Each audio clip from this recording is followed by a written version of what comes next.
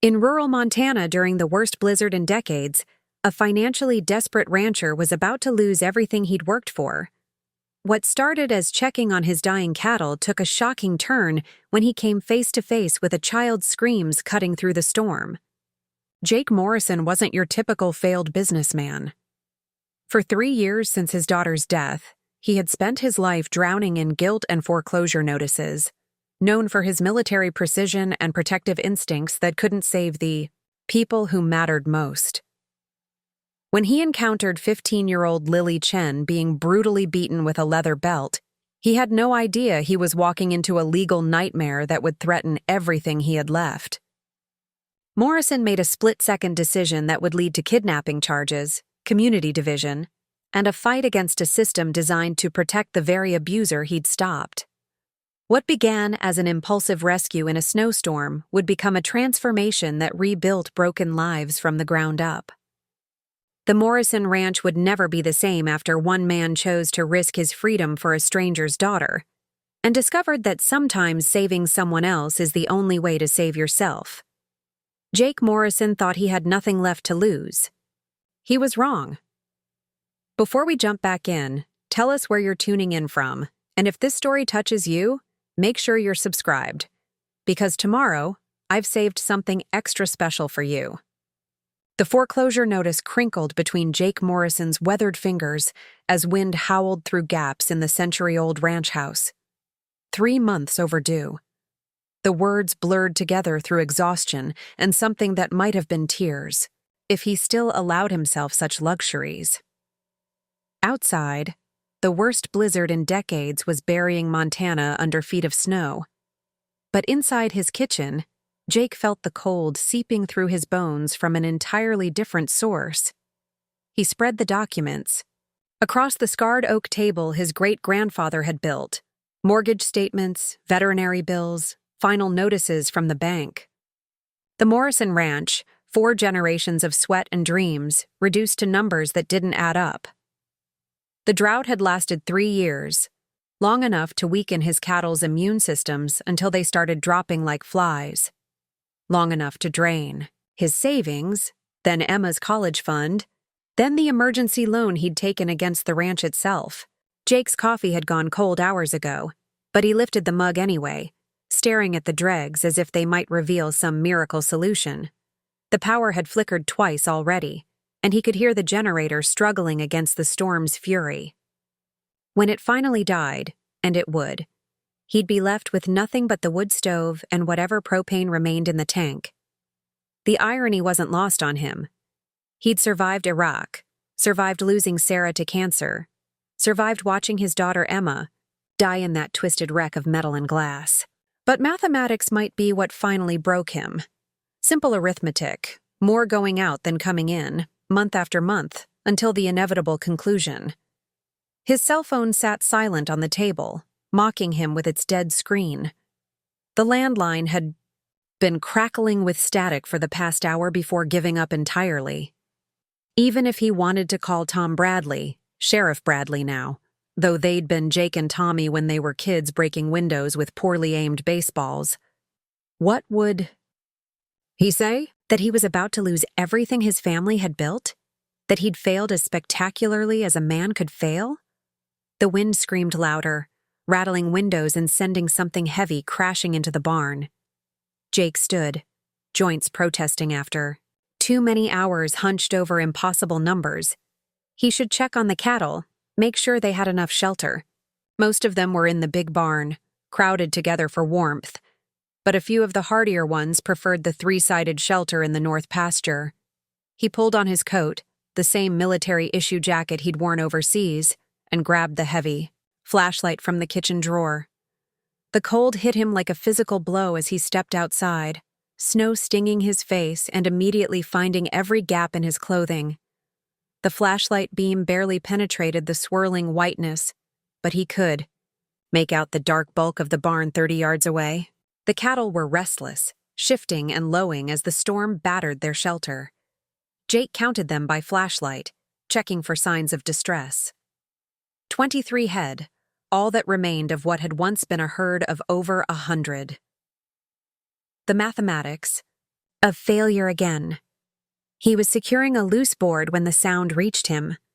At first, he thought it was just the wind, but there was something different about it, something human. Jake stepped outside the barn, straining to listen between gusts. There it was again, a scream, high and desperate, cutting through the storm, like a blade. It came from across the valley, from the direction of the Webb place. Marcus Webb's single-wide trailer sat about half a mile away, barely visible on clear days and completely hidden now by the blizzard. Jake hesitated. Marcus Webb was known for his drinking, especially since the construction accident that had left him partially disabled and permanently bitter. The man had married Lily's mother 2 years ago, more for the companionship than love, and when she died of an overdose 6 months later, he'd kept the girl. For the Social Security benefits, people whispered, though no one said it to his face. Another scream, definitely female, definitely young. Jake's blood turned to ice. He thought of Emma, of all the times he should have acted faster, should have been there when it mattered. His feet were moving before his brain caught up, carrying him toward his truck. The old Ford started reluctantly, coughing and wheezing, in the cold. Jake didn't wait for it to warm up, just put it in gear and crept forward through the snow. The windshield wipers fought a losing battle against the accumulation, and he had to lean forward to see anything at all. The half-mile journey took 20 minutes, the truck sliding and spinning through drifts that reached halfway up the doors. Jake's hands were white-knuckled on the steering wheel, Emma's voice echoing in his memory. "Dad, you can't save everyone." She'd said it the night she died, during their last fight about her college plans. He'd wanted to keep her close, keep her safe on the ranch where he could protect her. She'd wanted to spread her wings, major in environmental science at the University of Montana. The fight had ended with her storming out into the rain, keys in hand, fury and hurt making her reckless. The semi-truck driver had been sober, according to the police report. Emma had simply misjudged the curve on the wet road. Jake had been searching for her when the call came in. Too late to save her. Too late for anything but identifying the body. The Webb trailer materialized through the snow like a ghost, its windows glowing with sickly yellow light. Jake parked, as close as he could, and grabbed his flashlight, but before he could knock on the door, another scream froze him in place. Through the thin walls, he could hear Marcus's voice, slurred with alcohol and rage. "You think you can just take what's mine? Think you can steal from me?" The sound of flesh hitting flesh, then sobbing. Jake's military training kicked in, suppressing emotion in favor of tactical assessment. The trailer's front door was aluminum, flimsy. The back door would be the same. Windows were too high and too small for quick entry. He moved to the side of the trailer where the sounds were loudest, pressing his ear to the cold metal. "Please," a young voice begged. "I didn't take anything. I was just—" "Liar." Marcus's voice was savage. "Money doesn't just disappear. 15-year-old girls don't just happen to have cash in their pockets." Jake thought of the rumors, of Marcus's gambling debts and his increasing desperation. He thought of Emma, of all the times he'd failed to act when action was needed. He thought of the foreclosure notice still spread across his kitchen table, of having nothing left to lose. He didn't knock. The door splintered inward under his shoulder, cheap aluminum giving way like paper. Marcus Webb spun around, eyes wide with shock and alcohol, a leather belt raised in his hand. Behind him, huddled in the corner of the cramped living room, Lily Chen tried to make herself invisible. "Get away from her." Jake's voice was deadly quiet, the tone he'd used on insurgents in Fallujah. Marcus's shock gave way to indignation. "This is my house, Morrison. That's my daughter. You got no right—" "She's not your daughter." Jake stepped forward, noting the girl's split lip, the bruises on her arms, the way she flinched when Marcus moved. "And you just lost any rights you might have had." Marcus laughed, a sound without humor. "You think you're some kind of hero? You're just a washed-up soldier who couldn't even keep his own kid alive. What makes you think—" Jake's fist connected with Marcus's jaw before the man could finish the sentence. The impact sent him stumbling backward, the belt flying from his hand. Marcus hit the wall hard, pictures falling around him like broken dreams. "Stay down," Jake advised. But Marcus was already struggling to his feet, reaching for something behind the couch. Jake saw the flash of metal, a knife, probably from the kitchen, and moved without thinking. They went down together, rolling. Across the narrow floor, fighting for control of the blade. Jake's military training told. He had the knife within seconds, Marcus pinned beneath him, the man's alcohol-soaked breath hot against his face. "Stop fighting," Jake said quietly. "You're done."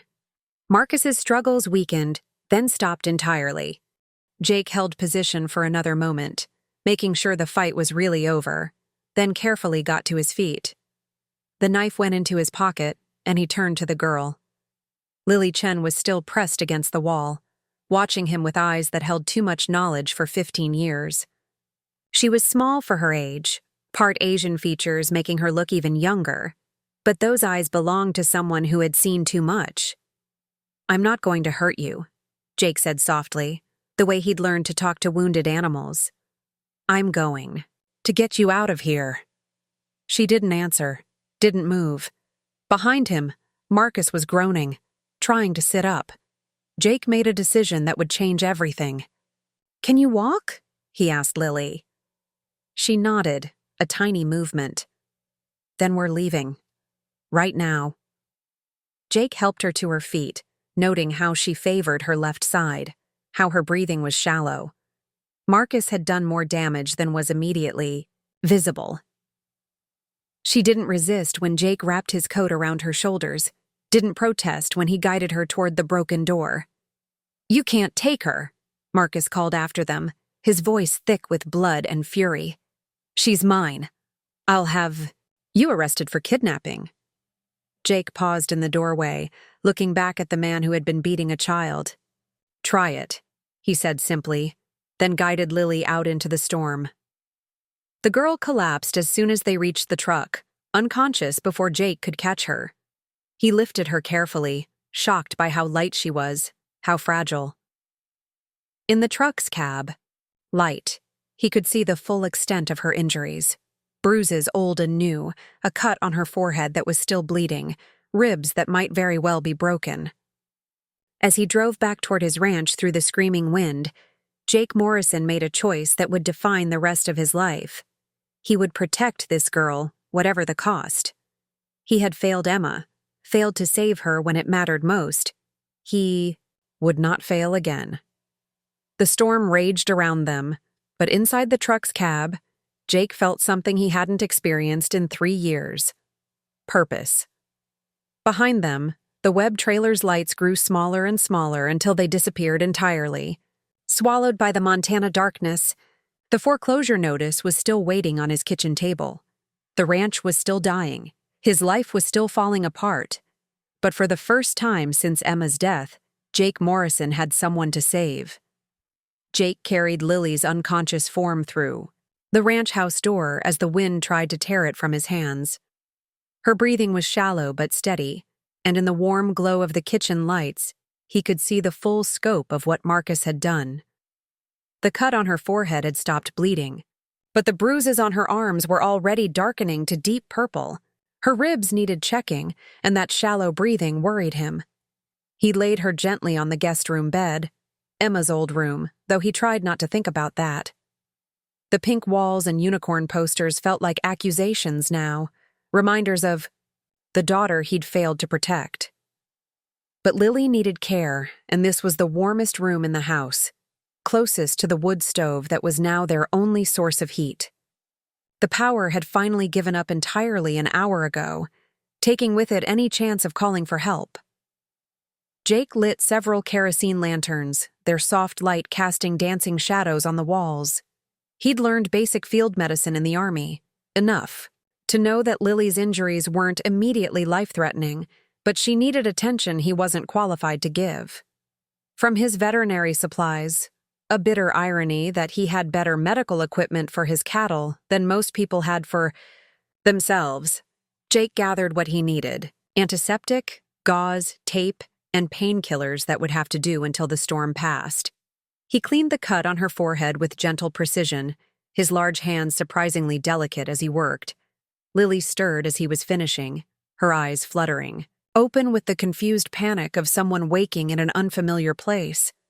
For a moment, she lay perfectly still, taking in the room, the man sitting beside her bed, the warm light that was so different from the harsh fluorescent bulbs in Marcus's trailer. Then fear took over. She scrambled backward against the headboard, her breathing sharp and painful as her injured ribs protested. "Please," she whispered, the word barely audible. "I didn't do anything wrong. I'll be good. I promise I'll be good." Jake's heart clenched at the desperation in her voice, at the way she made herself small in the corner of the bed. This was a girl who had learned that making herself invisible was the key to survival.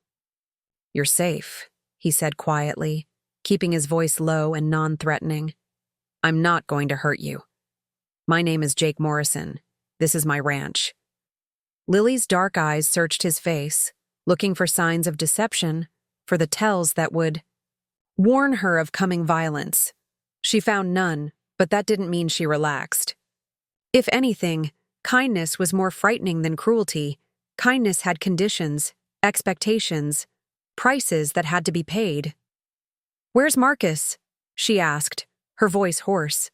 "Back at his place. He can't hurt you here. He'll come looking for me."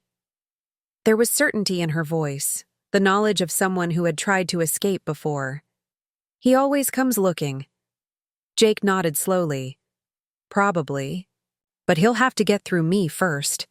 And right now, he's got more pressing concerns." Like the broken nose Jake was pretty sure he'd given him, and the storm that would keep him trapped just like everyone else. But Jake didn't say that. Instead, he gestured to the bandage on her forehead. "How are you feeling? Dizzy? Nauseous?" Lily touched the bandage gingerly, as if she couldn't quite believe someone had taken care of her injury. "I'm okay." The automatic response of someone who had learned that admitting weakness was dangerous. "Are you hungry? It's been—" Jake glanced at his watch, surprised to see it was nearly 3 in the morning. "Well, it's been a long night. I could make you something to eat." The mention of food made Lily's stomach growl audibly, betraying her. She flushed with embarrassment, but Jake pretended not to notice. "Come on," he said, standing carefully so as not to startle her. "Kitchen's warmer anyway." Lily followed him reluctantly, staying several feet behind as if ready to bolt at the first sign of danger. The kitchen was indeed warmer, the wood stove, radiating heat that made the whole room feel like a sanctuary. Jake's foreclosure papers were still scattered across the table, but he swept them into a pile without comment. "Scrambled eggs okay?" he asked, already pulling ingredients from the refrigerator that was slowly warming as the storm knocked out power to the whole valley. "Got to use these up before they go bad anyway." As Jake cooked, Lily stood near the back door, watching. Him with the wariness of a wild animal that had been offered food by humans before. But gradually, the mundane domesticity of the scene, the sound of eggs sizzling in the pan, the smell of toast browning over the open flame of the gas stove, began to work its magic. Jake moved with the easy competence of someone who had been cooking for himself for years, no wasted motions, no unconscious aggression in his movements. When he set a plate in front of her at the table, he was careful not to come too close, not to crowd her space. "Thank you," Lily whispered, looking down at the plate as if she couldn't quite believe it was meant for her. They ate in silence, for several minutes, the only sounds the storm outside and the occasional pop from the wood stove. Jake watched Lily from the corner of his eye, noting how she ate with careful precision, making each bite last, the habit of someone who never knew when the next meal might come. It was then that he noticed the sketchpad. Lily had brought it with her without thinking, clutched against her chest like armor. Now it sat beside her plate, its cover worn smooth from handling. Without thinking, Jake nodded toward it. You draw? Lily's hand moved protectively over the pad. Sometimes. Her voice carried a warning. Don't ask to see, don't make me share this. But Jake had learned patience in the army, and grief had taught him the value of silence. He simply nodded and continued eating, giving her space to decide whether to trust him with this small piece of herself. After a few more minutes, Lily spoke again. My mom used to draw. Before. She didn't finish the sentence, but Jake could fill in the blanks. Before the drugs, before Marcus, before everything fell apart. What kind of things do you like to draw? Jake asked carefully. Lily hesitated, then slowly opened the sketch pad to a page near the middle. The drawing was stunning, a landscape of mountains and valleys rendered in careful pencil strokes, but with an undertone of darkness that spoke to the artist's state of mind. The mountains loomed like prison walls. The valleys were shadow-filled and cold. That's beautiful, Jake said, and meant it. You've got real talent. Lily turned the page, revealing another drawing, this one of hands, but these hands told a story. Some were gentle, reaching out in comfort, while others were clenched in fists or grasping with desperate need. It was the work of someone far older than her 15 years, someone who had seen too much of both kindness and cruelty. I draw what I see, Lily said simply. What I feel. She turned another page and Jake's breath caught. This drawing was of a man and a young girl, but the man's face was distorted with rage while the girl cowered in the corner. Even rendered in pencil, the violence was palpable. Lily? Jake started, but she was already turning to another page. This one showed a woman lying in bed, thin and wasted, while a young girl sat beside her holding her hand. The love in the drawing was as clear as the sadness, and Jake realized he was looking at Lily's last days with her mother. She tried to get clean, Lily said quietly. For me. But Marcus. He said it was easier when she was using, easier to control her. Jake felt anger building in his chest, a slow burn that had nothing to do with his own problems and everything to do with the casual cruelty some people were capable of. She died while he was at the casino, Lily continued, her voice flat with the emotional distance that trauma teaches. I was alone with her for 6 hours before he came home. I kept thinking maybe if I'd called 911 sooner, or if I'd known CPR or... It wasn't your fault, Jake said firmly. None of it was your fault. Lily looked up at him then, really looked at him, as if trying to decide whether to believe such an impossible thing. Marcus says it was, says if I hadn't been such a burden, she might have lived longer. Marcus is a liar, Jake said, his voice carrying the authority of absolute certainty. And he's a coward who blames a child for things no child should ever have to carry.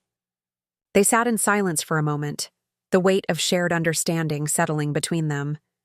Jake found himself thinking of Emma, of the last things he'd said to her, of the blame he'd carried like a stone in his chest for 3 years. I had a daughter, he said quietly, surprising himself. He hadn't talked about Emma to anyone, not even Tom Bradley. Emma. She was 17 when she died. Lily looked at him with new attention, recognizing the particular quality of grief that comes from losing someone young. Car accident, Jake continued, the words coming easier than he'd expected. We'd had a fight about her future, about whether she should stay on the ranch or go to college. She wanted to study environmental science, save the world. He smiled, despite the pain. I wanted to keep her here where I could protect her. Jake stood and walked to the mantelpiece above the fireplace, returning with a framed photo.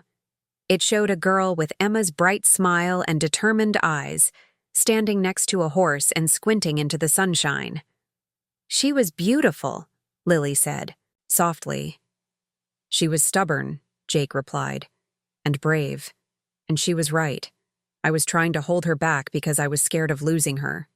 In the end, I lost her anyway. Lily studied the photo with the careful attention she gave to everything, as if memorizing the details. She looks happy. She was, mostly. Even when she was fighting with her old man about her future. Jake took the photo back, running his thumb along the edge of the frame. I keep thinking if I'd let her go when she wanted to, if I'd supported her dreams instead of trying to control them. It wasn't your fault either, Lily said quietly, throwing his own words back at him, with gentle wisdom. Jake looked at her in surprise, then felt something loosen in his chest that had been tight for 3 years. Maybe not, he said, but it's hard to believe that sometimes. Yeah, Lily said, it is. Outside, the storm was beginning to show signs of weakening. The wind wasn't howling quite as fiercely, and the constant battering against the windows had settled into intermittent gusts. Jake noticed it first, his rancher's instincts attuned to changes in weather patterns. Storm's moving on, he observed. Lily tensed immediately, the brief moment of relaxation disappearing. He'll come looking as soon as it's light. Jake nodded grimly. Marcus would indeed come looking, and when he did, he'd have the law on his side. Legally, Jake had kidnapped a minor. It didn't matter that he'd saved her from a beating. Without proof of abuse that would hold up in court, he was the one who had broken the law. We'll figure something out, he said, though he wasn't sure what. There are people who can help, people who know about situations like this. Like who? Lily's voice carried the skepticism of someone who had learned not to trust and rescue. Sheriff Bradley, Tom. He's a good man, and he's known me since we were kids. Social services. There are procedures. I've called social services before, Lily interrupted. Marcus is very good at explaining away bruises. Very good at making me look like a troubled teenager who makes up stories for attention. Jake felt his jaw clench. Of course Marcus would be good at manipulation. Predators always were. They learned to present the perfect facade while ensuring their victims looked unreliable. This time will be different, Jake said. This time you won't be alone. Lily wanted to believe him. He could see it in her eyes, the desperate hope warring with hard-earned cynicism. But before she could respond, they both heard it. The distant rumble of an engine, growing closer. Jake moved to the window, peering. Out into the pre-dawn darkness. The snow was still falling, but lighter now, and through it he could see a flashlight beam sweeping back and forth across the valley. Someone was searching, and there was only one person it could be. Is it him? Lily whispered from behind him, her voice tight with fear. Jake watched the light for a moment longer, noting its erratic pattern, the way it would disappear for minutes at a time before reappearing in a different location. Marcus was searching, but he was on foot, probably having left his truck stuck in a drift somewhere down the valley road. Yeah, Jake said quietly. It's him. Lily was already backing away from the window, her sketch pad clutched against her chest like a shield. He's going to find me. He always finds me. Not this time, Jake said, turning from the window with decision. This time, we're going to be ready for him. He moved to the gun cabinet in the corner of the room, a heavy wooden case that had belonged to his father. Inside were 2 rifles and a shotgun, all properly maintained and licensed. Jake selected the shotgun, less accurate at distance but more intimidating up close. I'm not going to shoot him, he told Lily, seeing her eyes widen. But he doesn't know that. Outside, the flashlight beam was getting closer, and Jake could make out the dark figure stumbling through the snow. Marcus had obviously been drinking again, liquid courage for the confrontation he knew was coming. Go to Emma's room and lock the door, Jake told Lily. Whatever happens, don't come out until I tell you it's safe. What if? No what ifs, Jake said firmly. I won't let him take you, I promise. Lily looked at him for a long moment, then nodded and disappeared down the hallway. Jake heard the soft click of the bedroom door lock engaging. and then he was alone in the kitchen with his thoughts and his shotgun. Through the window, he could see Marcus clearly now, maybe 50 yards away and closing. The man was moving with the determined if unsteady gait of someone on a mission, his flashlight beam dancing wildly as he navigated the snowdrifts. Jake stepped out onto the front porch, the shotgun held casually but visibly in his hands. The cold hit him immediately, but he ignored it, focused entirely on the approaching figure.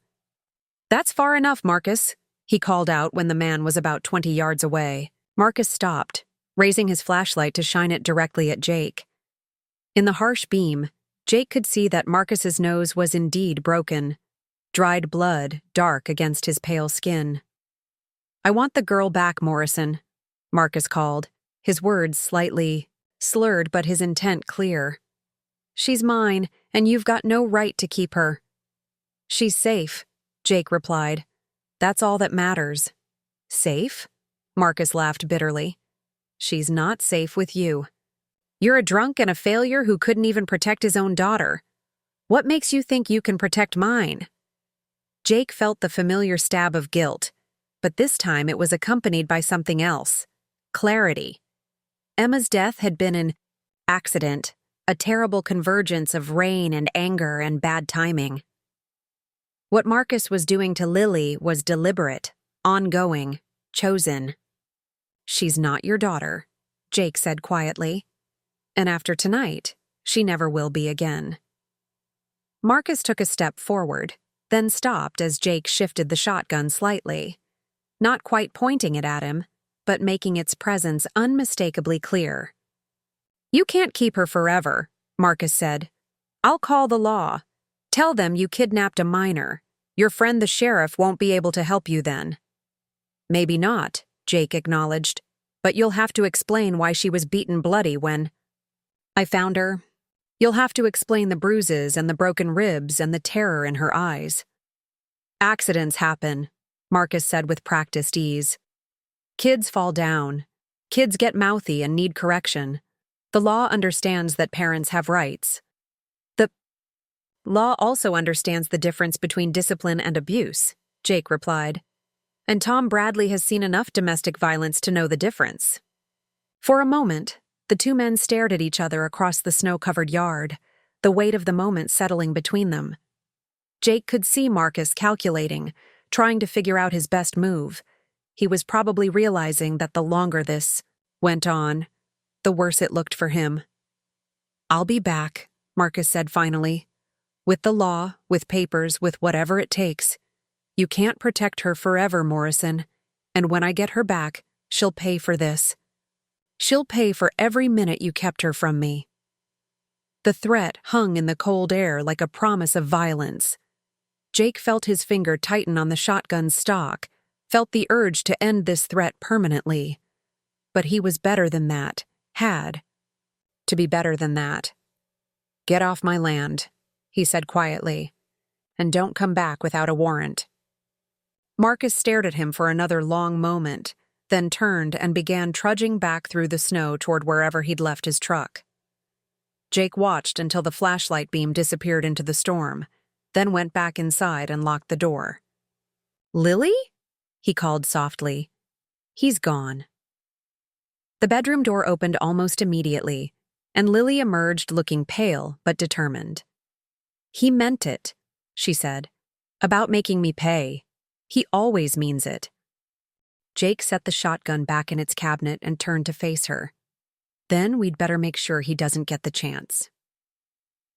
Outside, the storm was finally beginning to break, the first hints of dawn showing through the clouds. Soon the roads would be passable, phones would work again, and the isolated sanctuary of the ranch would become part of the larger world with all its complications and compromises. But for now, in the warm kitchen with the snow falling softly outside, Jake, Morrison and Lily Chen sat together planning how to build a future neither of them had dared to imagine 12 hours ago. The foreclosure notices were still on the table, the ranch was still dying, and the law was still on Marcus's side. But they had each other now, and sometimes that was enough to start rebuilding the world. The phone's shrill ring cut through. The morning quiet, like an accusation. Jake had been watching the sunrise paint the snow-covered valley in shades of gold and pink, drinking coffee that tasted like hope and dreading this moment. The storm had passed, the lines were restored, and the outside world was calling back its claim on their sanctuary. "Morrison?" he answered, though he already knew who it would be. "Jake." Tom Bradley's voice carried the weight of 20 years of friendship and the burden of wearing a badge. "We need to talk." Jake glanced toward the hallway where Lily was, still sleeping, her first peaceful rest in months. "I figured we might. Got a call about 3 hours ago, missing person report. Marcus Webb says you took his stepdaughter." Tom's voice was carefully neutral, the tone he used when he was trying to balance being a friend with being the law. "Says you broke into his home and assaulted him. And what did you tell him?" "I told him I'd investigate. Which is what I'm doing now." A pause. "Jake, what the hell happened out there?" Jake moved to the kitchen window, watching for any sign of Marcus's return. "You know what happened, Tom. Same thing that's been happening to that girl for 2 years, only this time someone was there to stop it. Marcus says she fell down some stairs, says you attacked him when he tried to explain. Marcus Webb is a liar." Jake's voice carried absolute conviction. "You know it, I know it, and if you look at that girl, you'll know it too." Tom was quiet for a long moment. They'd grown up together, played football together, survived the particular hell of small-town adolescence together. Tom knew Jake Morrison wasn't a liar, wasn't violent unless provoked, wasn't the kind of man who would kidnap a child without damn good reason. "I have to come out there, Jake. You know that." "I know." Jake looked back toward the hallway. "But Tom, when you see her, when you see what he did to her—" "I'll do my job," Tom said quietly. "I'll do it right. That's all I'm asking." The line went dead, and Jake set the phone down with the feeling that he'd just started a countdown. Timer! How long before Tom arrived? How long before Marcus showed up with lawyers or social workers or whatever weapons he could marshal? How long before their sanctuary became a battlefield? Lily appeared in the doorway, as if summoned by his thoughts, her sketchpad clutched against her chest like armor. She'd changed into some of Emma's old clothes, jeans and a sweater that were too big for her small frame, making her look even younger than her 15 years. "Was that him?" she asked. "Marcus." "Sheriff Bradley. He's coming out to talk to us." Lily's face went pale. "I can't. I've talked to police before. They always believe him. He's so good at lying," Jake finished. "I know, but Tom's different. He's my friend, and he's a good cop." "They all seem like good cops at first," Lily said with the weary wisdom of someone who'd learned not to trust authority. "Until Marcus starts talking, starts explaining how troubled I am, how I make up stories for attention." Jake knelt down, so he was at her eye level. "This time will be different. This time you're not alone." Before Lily could respond, they heard the sound of vehicles approaching. Jake looked out to see not just Tom's patrol car, but a second vehicle, a county sedan with government plates. His stomach sank as he recognized the standard-issue transportation of social services. "There's someone with him," Jake said. "A social worker, probably." Lily backed away from the window as if the approaching cars carried a contagious disease. "They're going to take me back to him. They're going to listen to whatever story he told them, and they're going to take me back." "No," Jake said firmly. "That's not going to happen." But even as he said it, Jake felt the cold weight of uncertainty. What if it did happen? What if the system that was supposed to protect children like Lily actually delivered her back to her abuser? What if his good intentions weren't enough to overcome legal reality? Tom Bradley climbed out of his patrol car with the careful movements of a man who knew he was walking into a complicated situation. Behind him emerged a woman Jake didn't recognize. 30s, professional clothing, the kind of competent exhaustion that marked career social workers. Jake opened the door before they could knock, stepping out onto the porch to meet them halfway. Tom. He nodded to his old friend, then looked at the woman. Ma'am. Jake, this is Sarah Martinez from County Social Services, Tom said. Sarah. Jake Morrison. Sarah Martinez had intelligent dark eyes that missed nothing, taking in Jake's appearance, the ranch's condition, the subtle tension in his posture. Mr. Morrison, I understand you have Lily Chen with you. I do. Jake didn't elaborate, letting them draw their own conclusions. We need to see her, Sarah said, to ensure she's safe and unharmed. She's safe, Jake replied. Whether she's unharmed is another question entirely. Tom stepped forward. Jake, Marcus Webb has filed charges. Kidnapping, assault, breaking and entering. I have to take a statement from you, and I have to see the girl. Jake nodded slowly. He'd known this moment would come, had hoped for more. Time to prepare, but the system moved on its own schedule. She's inside, but you should know, she's scared of authority figures. Marcus has conditioned her to believe that talking to cops or social workers will only make things worse for her. Sarah's expression tightened slightly. Mr. Morrison, I understand you believe you are helping, but removing a child from their legal guardian's home is exactly what anyone with a conscience would do, Jake interrupted. When they saw what I saw, heard what I heard. Which was? Tom asked, pulling out his notebook. Jake told them. Everything. The screams that cut through the storm, the sight of Marcus with the belt raised, Lily's injuries, her terror, the knife Marcus had pulled. He told it simply, without embellishment, the way he'd learned to give reports in the army. When he finished, Sarah and Tom exchanged a look that spoke volumes about the complexity of their situation. We need to see her, Sarah said again, but her tone had softened slightly. And she needs a medical examination. Documented injuries will be crucial if this goes to court. Jake led them inside, calling out softly for Lily. She emerged from the hallway like a ghost, staying close to the wall, her eyes darting between Tom's uniform and Sarah's official bearing. Lily, Sarah said gently. I'm Sarah Martinez. I'm here to help. Lily said nothing, just clutched her sketchpad tighter. Can you tell me what happened last night? Sarah continued. Are you hurt? Lily's eyes flicked to Jake, seeking permission or reassurance. When he nodded encouragingly, she spoke in a voice barely above a whisper. I'm okay. It was the automatic response Jake had heard the night before, the practiced lie of someone who'd learned that admitting injury only brought more trouble. Sarah knelt down, bringing herself to Lily's level. Lily, it's important that you tell me the truth. If someone hurt you, if you're scared of someone, I need to know. For a moment, it looked like Lily might speak. Her mouth opened slightly, and Jake could see the war playing out in her eyes, the desperate need to be believed fighting against the learned certainty that telling the truth would only make things worse. Then the sound of another vehicle approaching killed whatever words she might have spoken. Through the window, Jake could see Marcus Webb's truck pulling up behind the official cars, and his heart sank.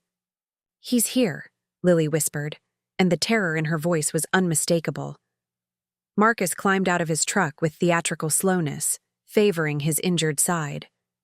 Even from a distance, Jake could see he'd cleaned himself up, changed clothes, combed his hair, probably practiced his concerned stepfather routine in the mirror. This complicates things, Tom muttered. Sarah was watching Lily's reaction to Marcus's arrival, noting the way the girl had gone rigid with fear, the way she'd stopped breathing entirely. It was a trauma response so obvious that even someone, without Sarah's training, couldn't miss it. Lily, Sarah said quietly, look at me. Not at him. At me. Lily's eyes slowly shifted from the window to Sarah's face. Whatever happens, I won't let anyone hurt you today. That's a promise. was a promise Sarah wasn't sure she could keep. Marcus Webb had legal rights as Lily's guardian. If he wanted to take her home, if he could explain away her injuries, if he could paint Jake as an unstable kidnapper. Marcus knocked on the door with the confident rap of someone who knew the law was on his side. Jake opened it to find the man wearing a mask of parental concern that would have been convincing if Jake hadn't seen what lay beneath it. "Sheriff Bradley," Marcus said, ignoring Jake entirely. "Thank God you're here. Is Lily all right? When I woke up and found her gone? Found my home vandalized." He gestured to his bruised face. "I was so worried." "She's fine, Marcus," Tom said carefully. "We're just getting statements from everyone." "I want to see her," Marcus demanded. "I want to take her home where she belongs." "That's not going to happen today," Sarah said firmly. "There are allegations of abuse that need to be investigated." Marcus's expression shifted slightly, the mask slipping just enough to show the calculation beneath. "Allegations from who? From this man who broke into my home and assaulted me? From a troubled teenager who has a history of making up stories?" "What kind of stories?" Sarah asked. "Ask her school counselor. Ask her teachers. She's been acting out since her mother died, making wild claims, trying to get attention." Marcus's voice carried the practiced sadness of a man who'd told this story before. "I've been trying to get her help, but she refuses counseling, refuses to take responsibility for her behavior."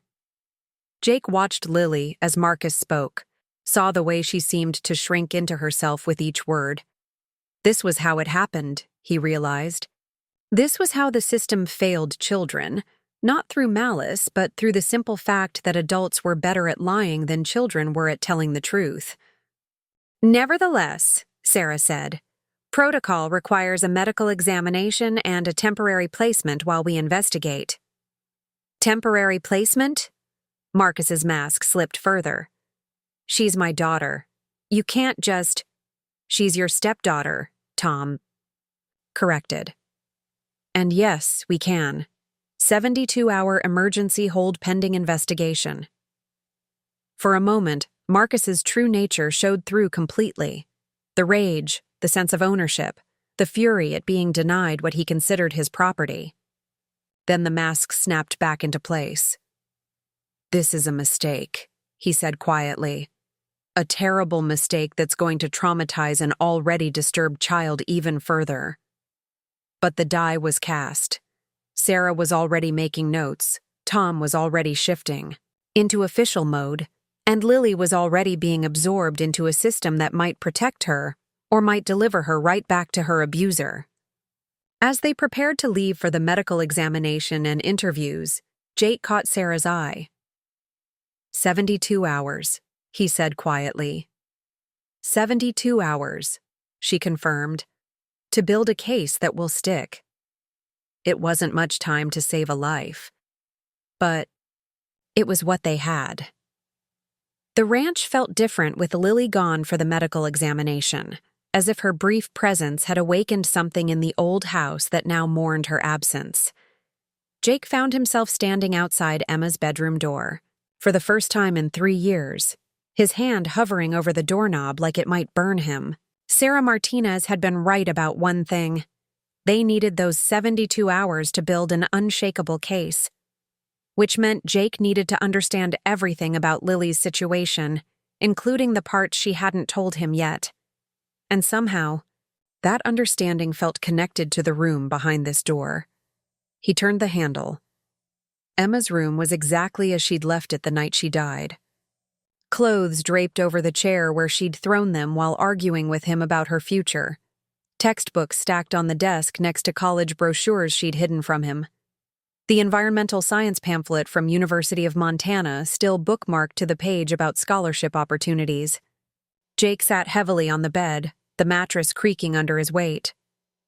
The fight came back to him in painful detail, how he'd found the brochures, how his fear had made him controlling, how Emma's eyes had blazed with fury when he'd told her she was too young to know what she wanted. "You can't keep me here forever, Dad," she'd shouted. "I'm not Mom. I'm not going to waste away on this ranch just because you're scared of being alone." The words had cut deep because they were true. After Sarah's death, Emma had become his anchor, his reason for getting up each morning. The thought of her leaving for college, of being alone with his grief and his failing ranch, had terrified him into trying to control her choices. A knock at the front door pulled him from the memory. Jake found Maria Santos on his porch, holding a casserole, dish, and wearing the expression of someone with news to share. "Heard you had some excitement out here," Maria said, stepping inside without invitation. At 53, she'd lived in this valley long enough to know everyone's business and feel entitled to comment on it. "Word travels fast," Jake replied, grateful for the distraction from Emma's room. "Faster when Marcus Webb is telling anyone who'll listen that you've lost your mind." Maria set the casserole on the kitchen counter and fixed Jake with a pointed stare. "Says you attacked him for no reason, kidnapped his stepdaughter because you're having some kind of breakdown over Emma's death." Jake felt anger surge in his chest. "And what do you think?" "I think Marcus Webb is a lying sack of garbage who's been hurting that little girl for months." Maria's voice carried the certainty of someone who'd seen too much to be fooled by pretty lies. "Question is, what are we going to do about it?" "We?" Maria pulled out a chair and sat down, making it clear she wasn't leaving anytime soon. "Jake? Morrison, I've known you since you were 10 years old. You're not crazy, you're not dangerous, and you sure as hell aren't the kind of man who'd take a child from her home without good reason." She paused. "But you are the kind of man who'd try to handle everything alone instead of asking for help." Jake poured himself coffee, buying time to think. "What kind of help?" "The kind that comes from knowing more about Lily Chen than just her name." Maria pulled out her phone, scrolling through what looked like search results. "See? I've been asking around, making some calls. That girl's got more family than just Marcus Webb." Jake set down his coffee cup. "What do you mean?" "Her mother's maiden name was Kim. Grace Kim. She came here from Seattle about 18 years ago, pregnant and running from something, or someone. Never talked about family, never mentioned her past." Maria looked up from her phone. "But people like that usually have reasons for running, and family has ways of finding family eventually." "Family?" "Pastor David Kim from the Korean Methodist Church in Helena. Been looking for his daughter Grace for almost 20 years. And he's been looking for his granddaughter since Grace died." Maria's voice softened. "Jake, that little girl has a grandfather who's been searching for her. Someone who has legal standing to challenge Marcus's custody." Jake felt something shift in his chest. Hope, maybe, or just the possibility of it. "How do you know all this?" "Because I called him." Maria's smile carried the satisfaction of someone who'd just solved a puzzle. "Soon as I heard the girl's name and saw her face, something clicked. Grace Kim used to waitress at my place before she married Marcus. Had the same eyes as her daughter, same way of holding herself, like she was ready to run." "You called this pastor? Without asking?" "Without asking you to talk yourself out of accepting help, yes." Maria stood up, moving to the window that looked out over the valley. "He's driving down from Helena now. Should be here by evening." Jake felt overwhelmed by the implications. A grandfather. Family who wanted Lily. Who had legal rights that might supersede Marcus's custody.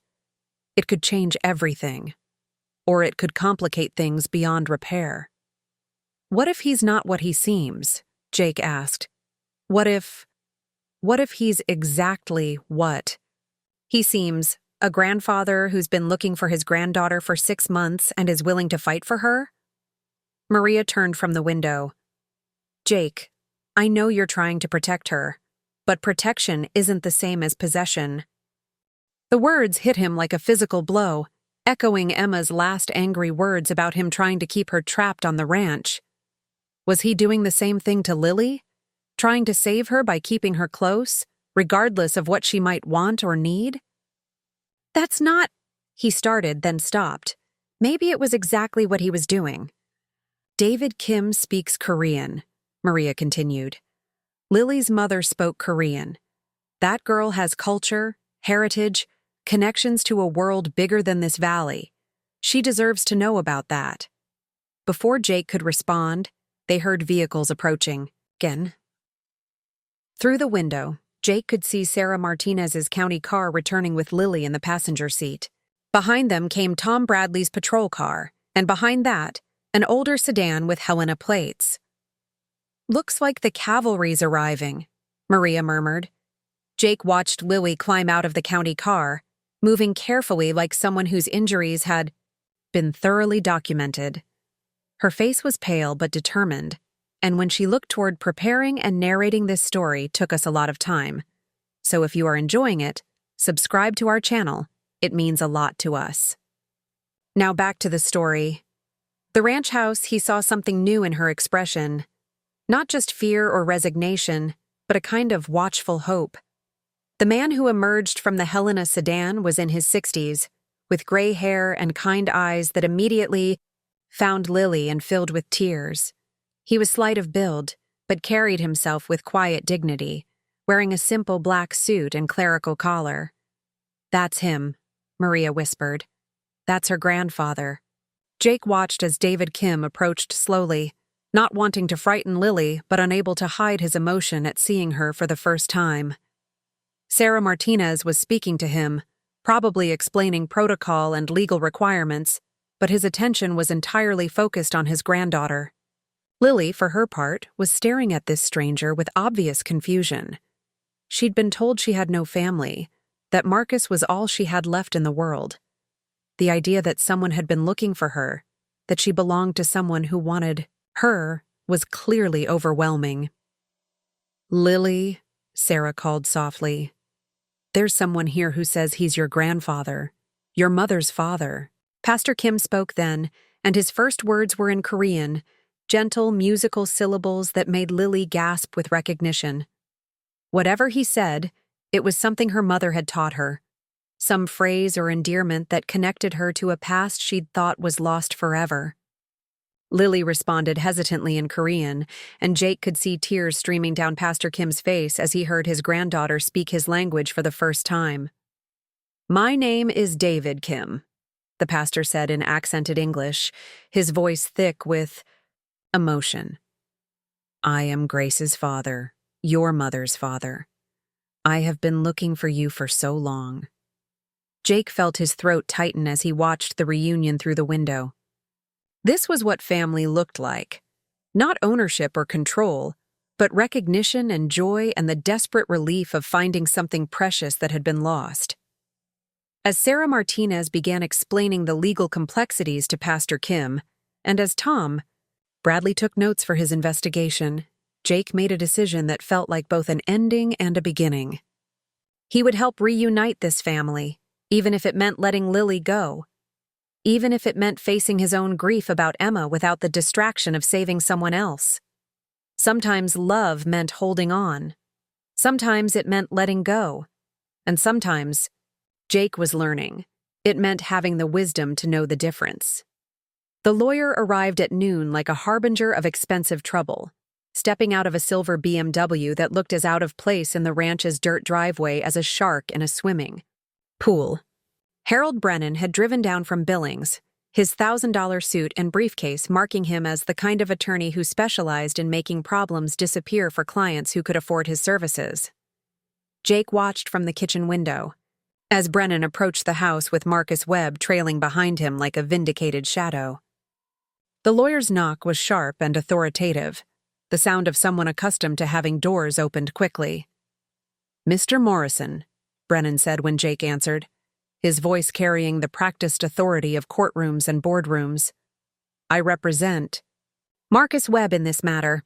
I have a court order demanding the immediate return of Lily Chen to her legal guardian." Jake examined the papers Brennan thrust at him, noting the official seals and judicial signatures that gave legal weight to Marcus's demands. "This says I have until 6 p.m. today." "That's correct. And I should warn you that my client is prepared to press full charges, kidnapping, assault, unlawful imprisonment, if Ms. Chen is not returned promptly." Brennan's smile was all teeth and no warmth, I understand you're a veteran, Mr. Morrison. It would be tragic to see your service record tarnished by criminal charges. Behind the lawyer, Marcus wore an expression of barely contained triumph. He'd found a way to weaponize the system against Jake, using legal procedure as a cudgel to reclaim what he considered his property. "Where is she now?" Marcus demanded, his mask of concerned parenthood slipping slightly. "Safe," Jake replied simply. "That's not your decision to make anymore," Brennan interjected. "Mr. Webb has cooperated fully with the investigation. The medical examination found injuries consistent with accidental falls. Ms. Chen herself has not made any formal accusations of abuse. The emergency hold is being lifted."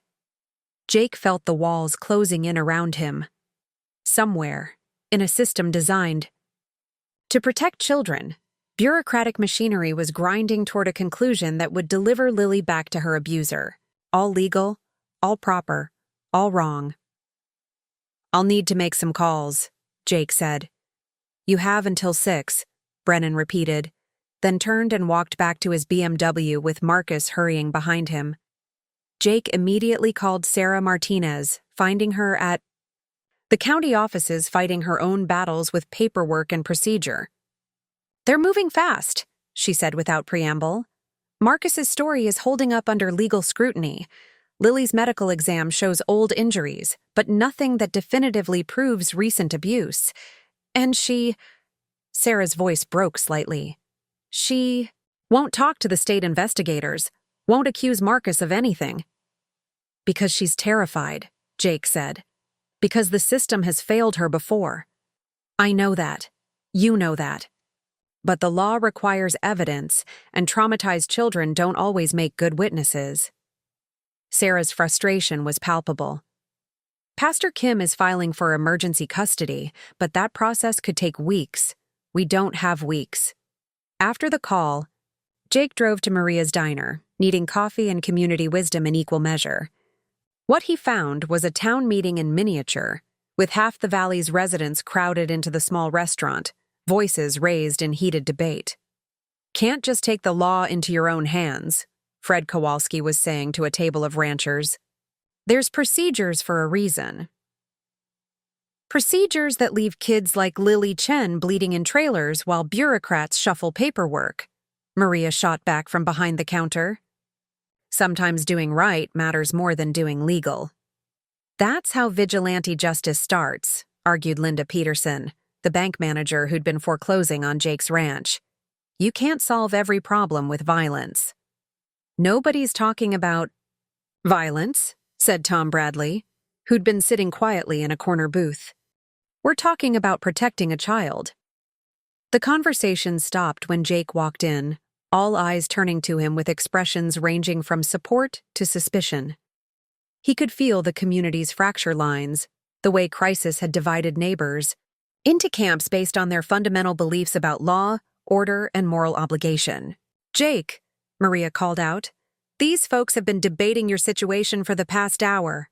Thought you might want to weigh in." "Not much to debate," Jake replied, taking a seat at the counter. "Girl was being hurt. I stopped it. Now the lawyers are trying to send her back." "It's not that simple," Linda Peterson said. "Marcus Webb has rights as her guardian. And you did break into his home, you did assault him." "I stopped him from beating a child with a belt," Jake interrupted. "If that's assault, then I'm guilty." "The point is, there are legal ways to handle these situations," Fred Kowalski insisted. "Social services, family court, proper investigations, which take months while kids keep getting hurt," Tom Bradley said quietly. "I've seen it before. Systems designed for adults, not children." Sarah Martinez chose that moment to enter the diner, her professional composure cracking around the edges. Jake could see the strain in her posture, the weight of a job that required her to follow rules she increasingly doubted. "Ms. Martinez," Linda Peterson called out. "Maybe you can explain to these folks why we have procedures, why we can't just—" "Because sometimes the procedures are wrong," Sarah said flatly, surprising everyone. "Sometimes the system protects the abuser instead of the victim. Sometimes, doing your job means failing the people you're supposed to help. The diner fell silent.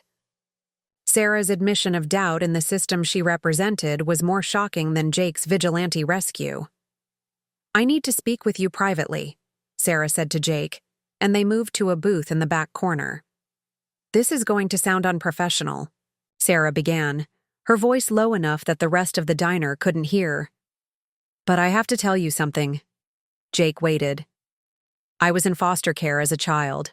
Multiple homes, multiple families who took in kids for the money and didn't much care what happened to us day to day." Sarah's hands were wrapped around her coffee cup like an anchor.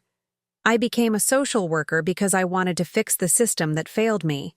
But some days the system fails other kids the same way it failed you," Jake finished. "Marcus Webb reminds me of one of my foster fathers.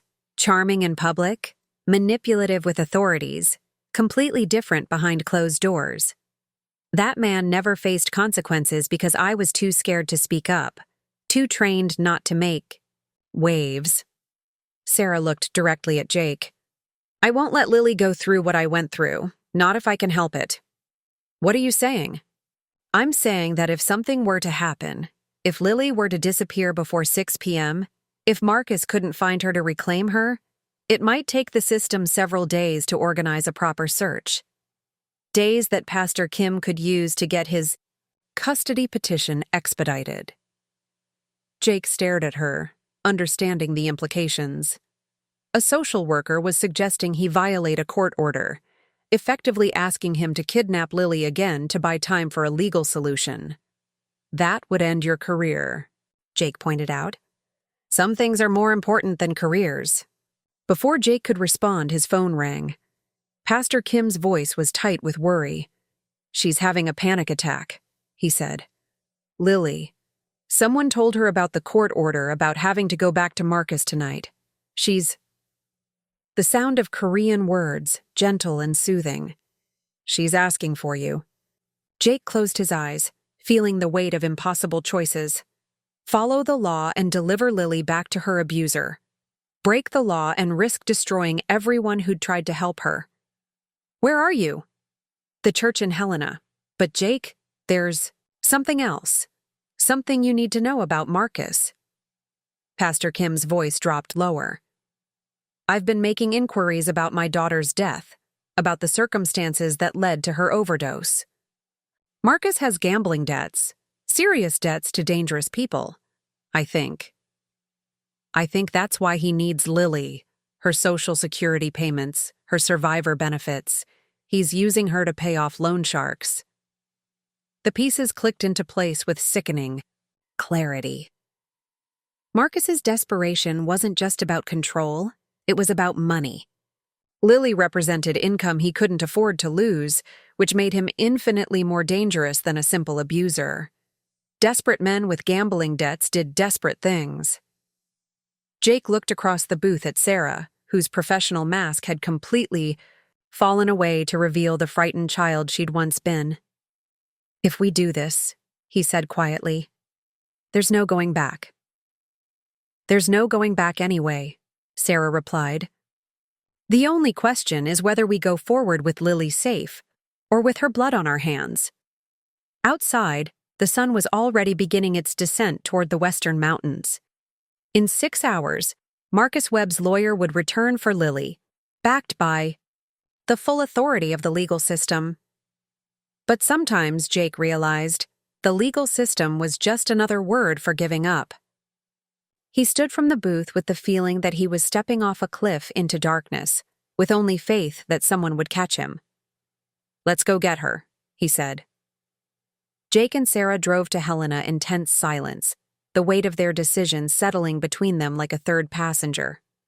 By the time they reached the Korean Methodist Church, the sun was already sinking toward the mountains, painting the sky in shades of amber that reminded Jake uncomfortably of fire.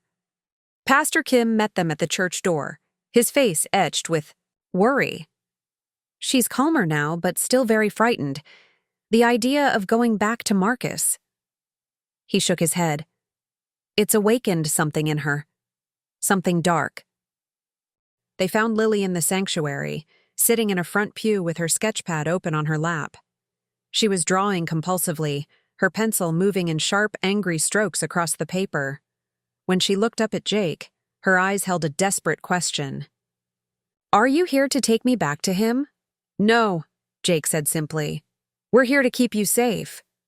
"But the court order—" "Sometimes the courts get it wrong," Sarah said, sitting down beside Lily. "Sometimes adults have to make hard choices to protect children, even when those choices aren't legal." Lily stared at Sarah with something approaching wonder. A social worker, a representative of the very system that had failed her repeatedly, was openly defying that system on her behalf. "What happens now?" Lily asked. "We buy time," Jake said. "Time for your grandfather to file the right papers. Time for people to understand what Marcus really is. Time for you to decide what you want." Pastor Kim checked his watch. "It's almost 5:30. Marcus will expect her back soon." As if summoned by his name, the sound of a truck engine roared into the church parking lot, far too loud and aggressive for the peaceful setting. Through the stained glass windows, they could see headlights weaving erratically as the vehicle came to a stop. "He's drunk," Sarah observed, noting the truck's unsteady approach. Jake moved to the window and immediately felt his blood turn cold. Marcus was climbing out of his truck with obvious difficulty, and in his right hand was a pistol, a .38 revolver that caught the dying sunlight like a promise of violence. "Everyone stay calm," Jake said quietly, but his military training was already kicking in, assessing angles and exits and the terrible mathematics of violence in a confined space with civilians. Marcus stumbled toward the church door, his voice carrying clearly through the evening air. "I know you're in there, all of you. Lily, you come out here right now, or people are going to get hurt." Pastor Kim was already reaching for the phone to call 911, but Jake stopped him with a gesture. The situation was balanced on a knife's edge. One wrong move could push Marcus from threats to action. "Lily," Jake said quietly, "I need you to hide. Behind the altar, somewhere Marcus can't see you if he comes inside." "No." Lily's voice was small but firm. "I'm tired of hiding. This isn't the time to be brave.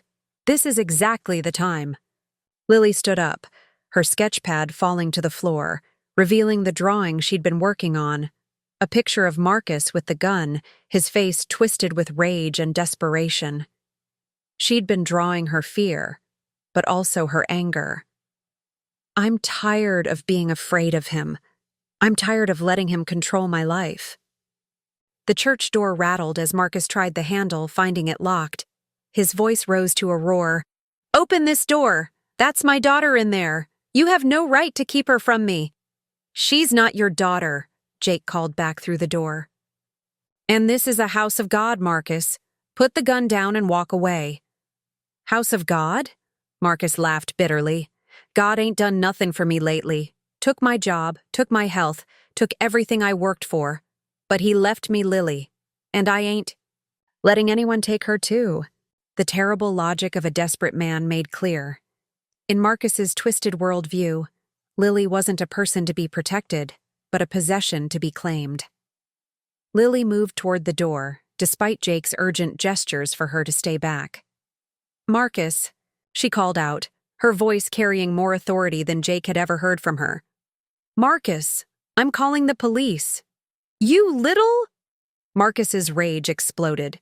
"You ungrateful little witch, after everything I've done for you. Everything I've sacrificed." "Sacrificed?" Lily's voice rose, years of suppressed anger finally finding expression. "You never sacrificed anything. You took my mom's Social Security. You took my survivor benefits. You used me to pay your gambling debts." The sound of glass breaking cut through her words as Marcus smashed one of the church's side windows with the gun butt.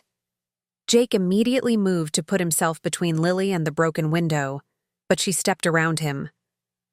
"I'm not hiding anymore," she said, pulling out her cell phone with steady hands.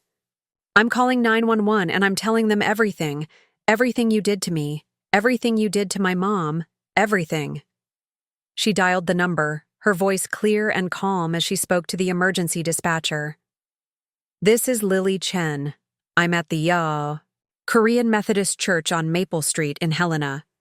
Marcus Webb is here with a gun, threatening people. He's drunk and dangerous, and I need Sheriff Bradley to come here right now." Through the broken window, they could hear Marcus cursing, the sound of him stumbling around the church exterior looking for another way in. But something had changed in the dynamic. Lily's act of calling for help had shifted the power balance. Jake's phone rang. Tom Bradley's voice was tight with urgency. "Jake, we got Lily's 911 call. I'm 10 minutes out with backup. What's the situation?" Marcus is armed and drunk. We're barricaded in the sanctuary with Lily and Pastor Kim. Anyone hurt? Not yet. But Tom, Lily just gave testimony to the 911 operator. Everything. She's ready to talk. I heard. The whole county heard. That call's being recorded, and it's going to change everything. Marcus had found the back door and was rattling it. Violently. "Lily, I know you can hear me. You think you're so smart calling the cops? They can't protect you forever. I'll find a way to get you back, and when I do—" "No." Lily's voice cut through his threats like a blade. She moved to the back door, speaking through the wood with absolute conviction. "You won't get me back, Marcus, because I'm not yours anymore. I never was. I'm your legal guardian. I have rights. You lost those rights when you first hit me. You lost them when you made my mom choose between drugs and you. You lost them when you decided I was property instead of a person." Jake watched in amazement as this 15-year-old girl, who had been silent and terrified just days ago, found the strength to speak truth to the man who had terrorized her for years. The sound of sirens was growing closer, and Marcus's voice took on a note of panic. "You don't understand what you're doing. Those people I owe money to, they'll kill me if I can't pay. Lily, you're all I have left." "Then you should have thought of that before you hurt me," Lily replied with devastating simplicity. The sirens reached the church parking lot, and through the broken window, they could see the red and blue lights painting the sanctuary walls. Tom Bradley's voice boomed through a megaphone. "Marcus Webb, drop your weapon and step away from the building." What happened next took only seconds but felt like hours. Marcus, cornered and desperate, tried one last time to break down the back door. Jake moved to intercept him, and they collided in a tangle of limbs and fury. The gun went off, the bullet embedding itself harmlessly in the church's wooden ceiling, but the sound was deafening in the confined space. When the ringing in everyone's ears subsided, Marcus was on the ground with Jake's knee in his back and Tom Bradley kicking the gun away from his reaching fingers. "Marcus Webb," Tom said formally, "you're under arrest for assault with a deadly weapon, endangering the welfare of a child, and violation of a restraining order that was just issued based on a certain 911 call." As the handcuffs clicked into place, Marcus looked up at Lily with something that might have been genuine confusion. "I took care of you," he said, as if he truly believed it. "I gave you a home." "You gave me a prison," Lily replied. "But I'm free now." And for the first time since Jake had met her, Lily Chen smiled, not the careful, guarded expression of someone afraid to show happiness, but the genuine, radiant smile of someone who had found her voice and wasn't afraid to use it anymore. The breaking point had been reached, and in its wake, something new was being born. The Helena County Courthouse buzzed with an unusual energy on Wednesday morning, 3 days after Marcus's arrest. Word had spread through the valley's interconnected communities about the dramatic confrontation at the church, and the hallways were filled with familiar faces from Maria's diner, ranchers Jake had known for decades, and townspeople who had never spoken to him directly, but understood the fundamental question his case represented. What did a community owe its most vulnerable members? Jake sat in the hallway outside the courtroom, wearing his only suit, the same one he'd worn to Emma's funeral, and trying not to think about the irony of potentially losing his freedom just as he'd helped Lily find hers. His court-appointed attorney, a young woman named Jennifer Parks, had been cautiously optimistic about the charges being dropped, but Jake had learned not to trust the legal system's promises. "Morrison?" a voice called from down the hall. Jake looked up to see District Attorney Richard Stone approaching, a man Jake recognized from newspaper photos but had never met personally. Stone's expression was unreadable as he stopped in front of Jake's bench. "Mr. Morrison, I've reviewed your case thoroughly. The initial charges of kidnapping and assault have been dropped." Jake felt his shoulders relax for the first time in days. "All charges?" "All charges. Ms. Chen's testimony, combined with the evidence of ongoing abuse and the community support you've received, has convinced my office that prosecution would not serve the public interest." Stone's voice carried the weight of someone who'd spent considerable time wrestling with the decision. "That said, I want to be clear. Vigilante justice is not something we can officially condone, regardless of the outcome." "I understand," Jake replied. "I never set out to be a vigilante. I just couldn't stand by and watch a child being hurt." Stone nodded. "Sometimes the law is an imperfect instrument for justice, Mr. Morrison, but it's what we have, and generally, it's what we must work within." He paused. "Generally." After Stone left, Jennifer Parks sat down beside Jake. "That's as close to an official blessing as you're going to get from the DA's office. You're free to go." "What about Sarah Martinez? Is she—" "Ms. Martinez's situation is more complicated. She violated protocol by suggesting you remove Lily from legal custody. But her supervisor, Helen Crawford, is an old-school social worker who understands that sometimes the spirit of the law matters more than the letter." Parks gathered her files. "Sarah's facing a formal reprimand and mandatory additional training, but she's keeping her job. Turns out there's a shortage of social workers willing to actually fight for kids." Jake found Sarah in the courthouse cafe, staring into a cup of coffee that had long since gone cold. She looked up when he approached, her face showing the strain of the past few days. "Heard the charges were dropped," she said. "Heard you're keeping your job." Sarah managed a tired smile. "Helen Crawford called me into her office yesterday. I thought I was getting fired for sure. Instead, she told me about a case from her early career, a little boy she didn't fight hard enough for, who ended up dead 6 months later.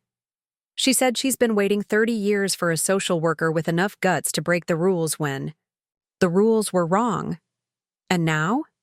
Now I'm on probation for 6 months, with mandatory training on working within established protocols." Sarah's smile turned genuine. "But I'm also being transferred to the Child Advocacy Unit, where apparently breaking rules is considered a job qualification." They sat in comfortable silence for a moment, two people who had risked their careers for a principle and somehow emerged with something better than they'd started with. "What about Lily?" Jake asked. "That's the beautiful part. Pastor Kim's custody petition was fast-tracked after Marcus's arrest. The judge ruled that the original placement was clearly not in Lily's best interest, and that her grandfather represents both biological family connection and a stable, loving environment." Sarah pulled out her phone, showing Jake a photo of Lily and Pastor Kim working together in what appeared to be a garden. "She's living with him in Helena now, learning about her Korean heritage, going to counseling, and for the first time in years, just being a 15-year-old kid." Jake studied the photo, noting how relaxed Lily looked, how the constant tension had left her shoulders. "She looks happy." "She is, and she's been asking about you. Wants to know if you're okay, if you're going to lose the ranch." Sarah put her phone away. "Which brings me to something I wanted to discuss with you." "What's that?" "The community response to your situation has been significant." Sarah pulled out a folder. "Maria Santos organized a fundraising committee. They've raised over $40,000 toward your ranch's back payments. Jake stared at the folder as if it contained something dangerous. I can't accept that. Why not? Because I don't take charity. Because I've been handling my own problems for 42 years, and I'm not about to. Jake stopped, hearing his own words echo with familiar stubbornness. Because I'm an idiot who's too proud to accept help when it's offered. The second one, Sarah agreed gently. Jake, this isn't charity. This is a community investing in one of its own, someone who proved he's willing to sacrifice everything to protect a child. People want to help because you showed them what integrity looks like. Jake thought about Emma, about their last fight, about how his need to control had driven her away. He thought about Lily, about how she'd found her voice only when she stopped hiding from the world. Maybe accepting help wasn't weakness. Maybe it was just another form of courage. 40,000 won't be enough, he said finally. No, but it's a start. And Maria has other ideas. She's been talking to the county about establishing a program for at-risk youth, something that would provide temporary housing and work experience for teenagers aging out of foster care. The ranch would be perfect for that.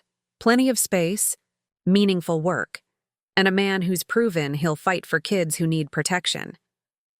Jake felt something shifting in his chest, a loosening of the grip his grief had held on his imagination. A working ranch program? County funding, state grants, private donations. It would take time to set up, but it could work, Jake. You could keep the ranch and turn it into something that honors Emma's memory while helping other kids like Lily. The idea was both terrifying and exhilarating, opening his home to strangers, taking responsibility for damaged kids, building something new from the wreckage of his old life. It would mean letting go of his solitary grief, accepting that healing required community. I'd need help, he said slowly. I don't know anything about running a program like that. You know about integrity, Sarah replied. You know about protecting people who can't protect themselves. The rest we can figure out together. Together. The word carried weight Jake hadn't allowed himself to consider since Emma's death. For 3 years, he'd convinced himself that being alone was safer, that caring for others only led to loss and pain. But Lily had taught him something different, that love multiplied when shared, that protecting others could heal the protector. When do we start? He asked. Sarah's smile lit up her entire face. How about now? Lily's coming to visit this weekend and she wants to show you her new sketchbook. Apparently she's been drawing happier things lately. Jake nodded, feeling something he'd almost forgotten how to recognize. Hope. Not the desperate hope of someone trying to save what was already lost, but the patient hope of someone ready to build something new. Outside the courthouse, the Montana sky stretched endless and blue above them, full of possibility and promise. The ranch was still in debt, the program was still just an idea, and healing was still a long journey ahead. But Jake Morrison was no longer traveling that journey alone. As they walked toward their cars, Sarah touched his arm gently. Jake, what you did for Lily, it changed her life, but I think it changed yours too. Jake thought about Emma, about the guilt he'd carried like a stone for 3 years, about the way caring for Lily had begun to transform that weight into something lighter, something purposeful. Yeah, he said quietly. I think it did. The reckoning was complete, and the real work of rebuilding could finally begin. Spring came early to the Morrison ranch that year, painting the valley in shades of green that Jake had almost forgotten how to appreciate. Standing in the north pasture with his hands wrapped around a steaming cup of coffee, he watched Lily Chen move through the cattle with the easy confidence of someone who'd found her place in the world. 6 months had transformed both the ranch and the girl. Where once there had been desperation and decay, Jake now saw careful recovery, fences mended, equipment maintained, cattle healthy and growing fat on grass that the community's fundraising had allowed him to properly irrigate. Where once Lily had moved through the world like a shadow, afraid to take up space, she now called to the cattle in both English and Korean, her voice carrying the authority of someone who belonged. "Jake!" she called out, pointing to a calf that had wandered away from its mother. "Should I bring her back?" "Your call," Jake replied, a response that would have been impossible 6 months ago. Then, his protective instincts would have demanded he handle everything himself. Now, he was learning the harder lesson of trusting others to make their own decisions. Lily whistled, a skill Pastor Kim had taught her, claiming it was essential for ranch work, and the calf trotted obediently back to the herd. She grinned at Jake with the satisfaction of a job well done, and he found himself smiling back. These moments of simple accomplishment were precious to both of them, proof that healing could happen one small victory at a time. The sound of a car approaching drew Jake's attention to the ranch road, where Sarah Martinez's sedan was raising a small cloud of dust. She'd been coming out regularly, ostensibly to check on Lily's adjustment, but increasingly just to spend time with Jake. Their relationship was developing with the careful patience of two people who'd learned not to rush toward happiness. "Morning, you two," Sarah called as she approached the pasture fence. "How's the roundup going?" "Lily's becoming quite the cowgirl," Jake replied. "Yesterday she talked me through pregnancy checking the heifers. Apparently Pastor Kim's been teaching her about animal husbandry along with Korean cooking." "He's been teaching me about a lot of things," Lily said, climbing through the fence rails with practiced ease. "Did you know my grandmother was an artist? That's where I get it from." Sarah's smile was warm with genuine affection. "Speaking of art, are you ready for tonight?" Tonight was Lily's first solo art exhibition, a small show at the Helena High School where she'd enrolled for the spring semester. After months of therapy and stability, her artwork had evolved from the dark, pain-filled sketches Jake had first seen to something entirely different. Still emotionally powerful, but now infused with hope and beauty rather than trauma. "I'm nervous," Lily admitted. "What if people don't understand what I'm trying to say?" "They'll understand," Jake said with certainty. "Art that comes from truth always finds its audience." Lily had been working on a series called Finding Home, pieces that chronicled her journey from abuse through rescue to healing. The centerpiece was a large charcoal drawing that showed hands in various gestures, some reaching out in violence, others offering comfort, still others creating and building. It was sophisticated work that spoke to experiences far beyond her 16 years, but also to the resilience that had carried her through those experiences. "Pastor Kim is bringing some of my mother's family," Lily said, her voice carrying a mixture of excitement and nervousness. "Aunts and cousins I've never met. He's been in touch with them since he found me." The expansion of Lily's family connections had been one of the most beautiful aspects of her recovery.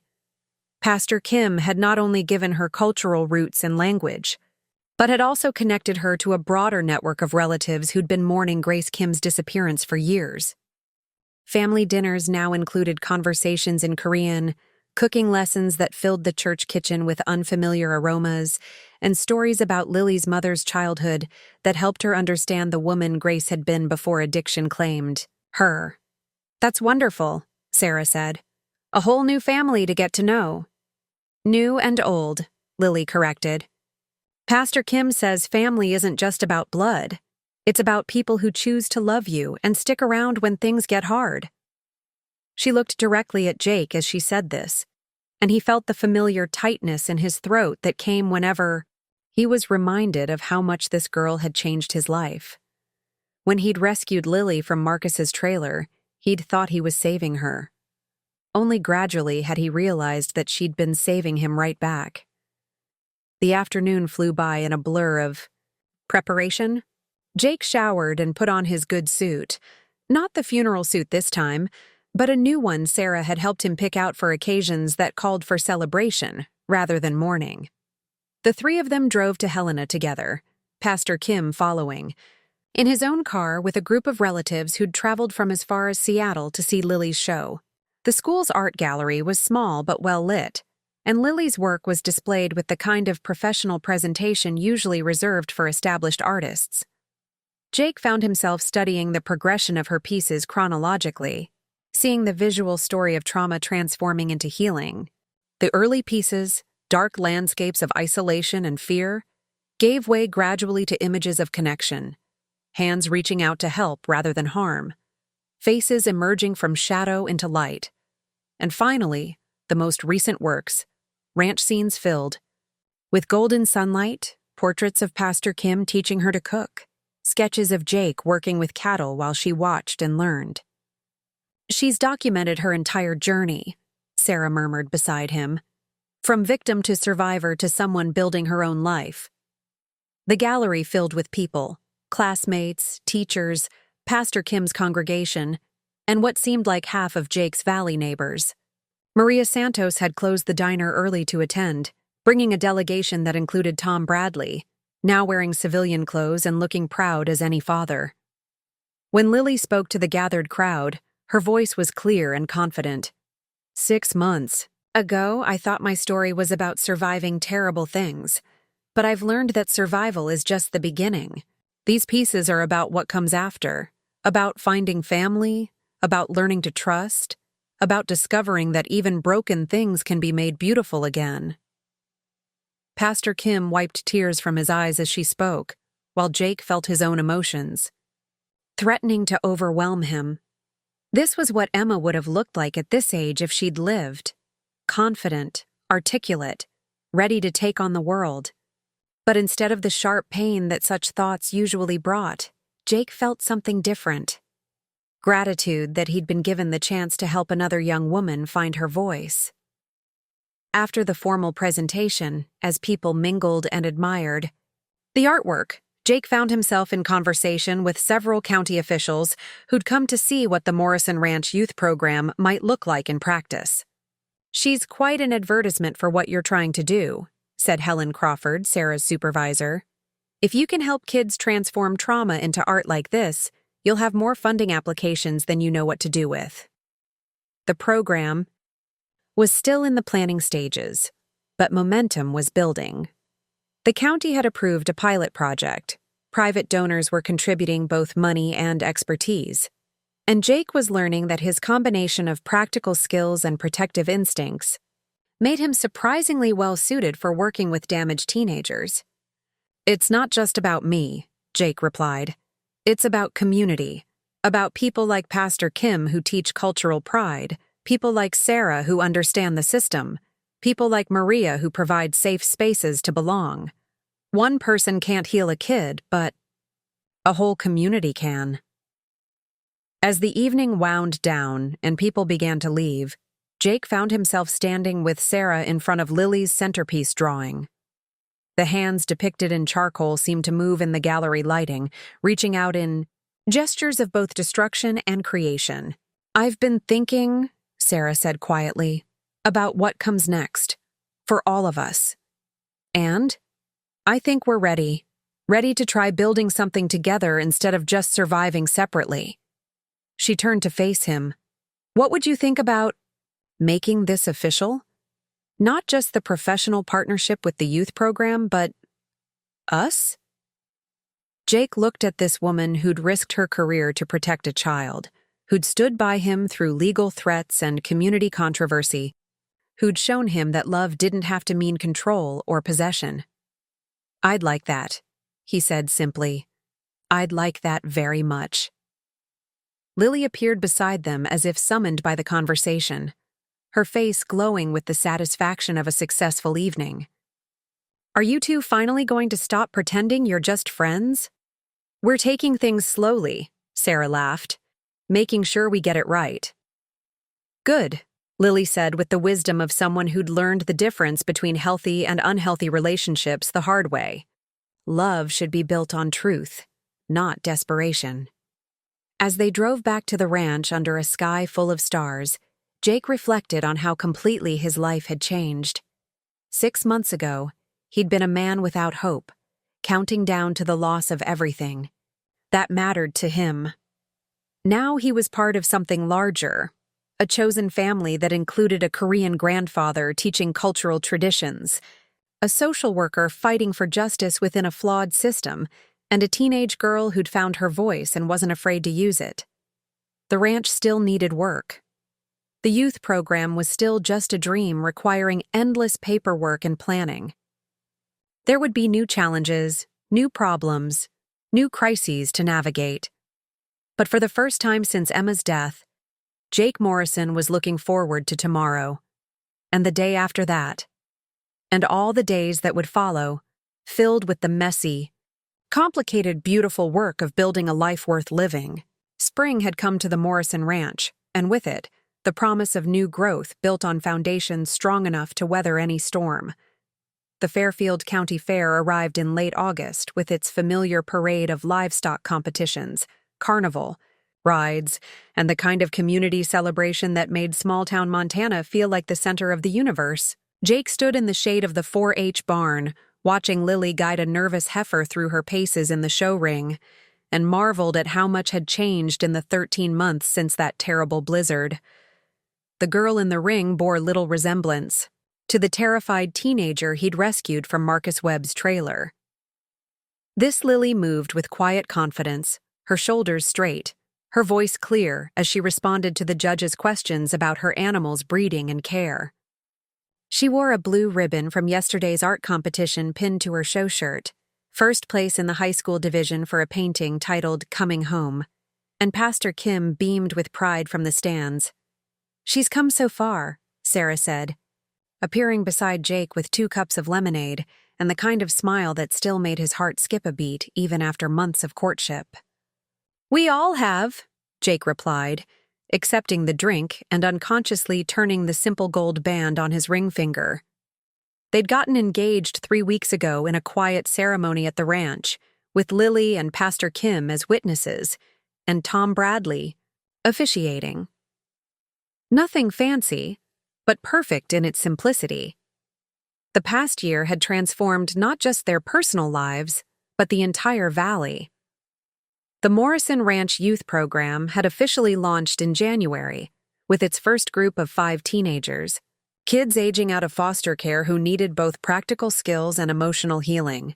The program had waiting lists now, and state officials were talking about expanding the model to other rural counties.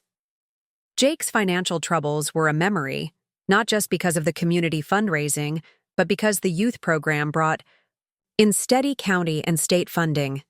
The ranch was profitable again, but more importantly, it had purpose beyond simple survival. "Mr. Morrison," a voice interrupted his thoughts. Jake turned to see a woman in her 50s approaching, her professional attire marking her as someone from outside the agricultural community. "I'm Dr. Rebecca Walsh from the Colorado Institute of Art. I've been hoping to speak with you about Lily Chen." Jake felt his stomach tighten with an instinct he'd thought he'd overcome. "What about her?" "She's extraordinarily talented. Her portfolio, both the pieces here at the fair and the work she's submitted online, shows the kind of raw emotional honesty we rarely see in artists twice her age." Dr. Walsh pulled out a folder. "We'd like to offer her a full scholarship to our pre-college program, 2 years of intensive study, college preparation, and mentorship with working artists." Sarah moved closer to Jake, reading his expression with the intuition of someone who knew his fears. "That sounds like an amazing opportunity." "It is," Dr. Walsh agreed. "Only 12 students nationwide are selected each year. The program has an excellent track record of placing graduates in top art schools, Yale, Columbia, Rhode Island School of Design. For someone with Lily's background and talent, it could change her entire life trajectory." Jake's mouth felt dry. He watched Lily in the show ring, noting the easy way she moved among the cattle, how naturally she'd adapted to ranch life, how much she'd become part of their community. The thought of her leaving for Colorado, leaving them, felt like reopening a wound he'd thought had healed. "Where is this program located?" he asked, though he was afraid of the answer. "Denver. It's a boarding program, very intensive." Students live on campus and focus entirely on their artistic development. Denver, 500 miles away from everything and everyone who'd helped Lily heal. Away from Pastor Kim's cultural guidance, away from the community that had embraced her, away from the ranch that had become her sanctuary. "Has Lily seen this offer?" Sarah asked. "Not yet. We wanted to speak with her guardians first." Dr. Walsh looked between Jake and Sarah with some confusion.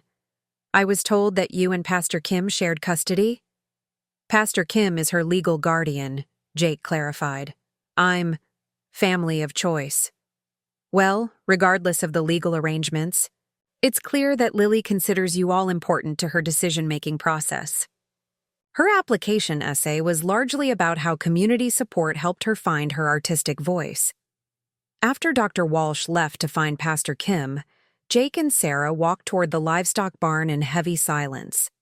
Jake's mind was churning with memories of another conversation about college, another young woman with dreams that extended beyond the valley's borders. "You're thinking about Emma," Sarah observed. Jake nodded. "Last time a teenager I cared about wanted to leave for school, I tried to stop her, and she died because I was too scared to let her go." "This is different, is it? I can already feel myself wanting to find reasons why she shouldn't go, why it's too dangerous, too far away, too risky." Jake stopped walking and turned to face Sarah. "What if I haven't learned anything? What if I'm still the same controlling bastard who drove his daughter away?" Sarah took his hands in hers, her touch warm and grounding. "Jake Morrison, the controlling bastard I knew a year ago, would already be planning arguments against this scholarship. He'd be making lists of all the ways Denver could hurt Lily, all the reasons she needed to stay on the ranch where he could protect her. And what am I doing instead? You're asking yourself hard questions about what's best for her, not what's easiest for you. That's growth." They found Lily and Pastor Kim at the Korean Methodist Church's fair booth, where Pastor Kim was serving bulgogi to a line of curious locals who'd developed a taste for his cooking over the past year. Lily was helping serve, chatting easily with customers in the mixture of English and Korean that had become natural to her. Dr. Walsh was already there, explaining the scholarship opportunity to Pastor Kim in careful detail. Jake watched Lily's face as she absorbed the information, noting the mix of excitement and uncertainty in her expression. "It's an incredible opportunity," Pastor Kim was saying, "the kind of chance your mother would have wanted for you. But it means leaving." "Everyone," Lily said quietly. "Leaving you, leaving Jake and Sarah, leaving the ranch program. What if I'm not ready?" Jake felt his protective instincts surge. Here was his opening. He could mention all the ways she wasn't ready, all the healing still left to do, all the reasons stability mattered more than ambition. But then he heard Emma's voice in his memory. "You can't save everyone, Dad, and you can't keep the people you love in a cage just because you're afraid of losing them." "Lily," Jake said, his voice steadier than he felt. "What do you want to do?" She looked at him with surprise, as if she'd expected him to immediately list objections. "I don't know. The art program sounds amazing, and I know I'll never get another chance like this. But what if leaving means losing everything I've found here?" Pastor Kim set down his serving spoon and moved to stand beside his granddaughter. "When your mother was your age, she had dreams of studying art too. I was so afraid of her leaving, so convinced that the world outside our community would corrupt her, that I made her choose between her dreams and our family." Jake felt a chill of recognition. "She chose her dreams," Pastor Kim continued, "but because I'd made it a choice. Between us and them, she felt she couldn't come back when things got difficult. She disappeared into addiction because she thought she'd burned the bridges home." Lily stared at her grandfather with new understanding. "You're saying I should go." "I'm saying that real love means supporting someone's growth, even when that growth takes them away from us." Pastor Kim looked directly at Jake as he spoke. "And I'm saying that if we do this right, leaving doesn't mean losing. It means expanding the definition of family to include distance and time." Jake felt something shift in his chest, the final release of a fear he'd carried since Emma's death. "He's right," he said to Lily. "And besides, the ranch program isn't going anywhere. You'll always have a place here, whether that's for summers, holidays, or after you've conquered the art world and decided to come home and teach the next generation." Lily's eyes filled with tears. "You really think I should go?" "I think you should follow your dreams," Jake said, the words feeling like both a gift and a goodbye. "And I think your mom would be proud of the woman you're becoming." The county. Fair continued around them, children laughing on rides, farmers showing livestock, families sharing funnel cake. But for Jake, this moment felt like the completion of a circle that had begun with tragedy and was ending with hope. He'd learned the difference between love and possession, between protection and control. More importantly, he'd learned that sometimes the greatest act of love was having the courage to let go. As Lily hugged him with the fierce gratitude of someone who'd found family and knew it would endure regardless of distance, Jake Morrison felt Emma's presence like a blessing rather than a burden. His daughter would have been proud of who he'd become.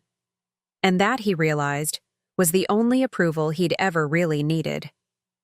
The graduation ceremony took place on a perfect June morning, with the kind of Montana sky that stretched blue and endless above the Helena High School football field. Jake sat in the bleachers between Sarah and Pastor Kim, watching 17-year-old Lily Chen adjust the microphone at the podium with the same quiet confidence she'd developed over the past 2 years. As valedictorian, she'd been asked to give the commencement address, and Jake felt his throat tighten with pride as she looked out over the crowd of graduates, families, and community members who'd come to celebrate this milestone. 2 years ago, Lily began, her voice carrying clearly, "Across the field, I thought my story was about survival. I thought if I could just endure whatever was happening to me, if I could stay small and quiet and invisible, that would be enough."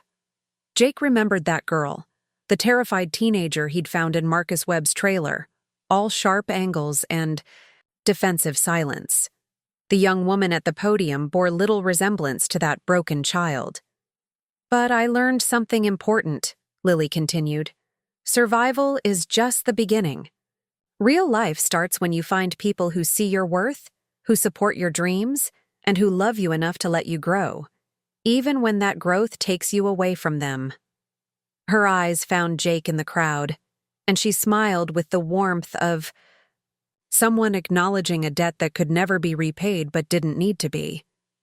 "I'm leaving for art school in the fall, but I'm not leaving behind the lessons this community taught me. That family isn't just about blood, it's about choice. That healing happens in stages, not all at once, and that sometimes the most courageous thing you can do is accept help when it's offered." Jake felt Sarah's hand slip into his, her engagement ring catching the morning sunlight. Tomorrow was their wedding day, a small ceremony at the ranch, with Pastor Kim officiating and the entire valley invited to celebrate. Sarah's 8-year-old daughter, Emma, named after Jake's daughter in a gesture that had moved him to tears, was planning to serve as flower girl while simultaneously helping Lily pack for Colorado. "So to my classmates," Lily continued, "I want you to remember that your story doesn't end today. It's just beginning. And to the adults who've supported us, thank you for believing in our potential even when we couldn't see it ourselves." After the ceremony, as families gathered for photos and tearful goodbyes, Jake found himself surrounded by the extended community that had grown up around the ranch program. Tom Bradley was there with his wife and kids, Maria Santos had closed the diner to attend, and even Helen Crawford from County Social Services had driven over to see Lily graduate. "She's something special," said David Martinez, a 17-year-old, who'd come to the ranch 6 months ago after aging out of foster care. He was one of 5 teenagers currently in the program, learning everything from cattle management to basic life skills while working through their own trauma with weekly counseling. Sessions. They all are, Jake replied, watching David interact easily with Pastor Kim's extended family. The boy had arrived angry and defensive, convinced that no adult could be trusted. Now he was planning to attend community college in the fall while continuing to work part-time at the ranch. The transformation wasn't just David's. Over the past year, Jake had watched a parade of damaged kids discover their own resilience through meaningful work, stable relationships, and the simple revelation that someone believed in their potential. The program had a waiting list now, and state officials were talking about funding expansion to other counties. Jake, Pastor Kim approached, his arm around Lily's shoulders. I wanted to thank you again for everything you've done for our family. You don't need to thank me, Jake replied. She saved me as much as I saved her. It was true. The work of helping other teenagers heal had completed Jake's own healing process, transforming his grief over Emma into purposeful action.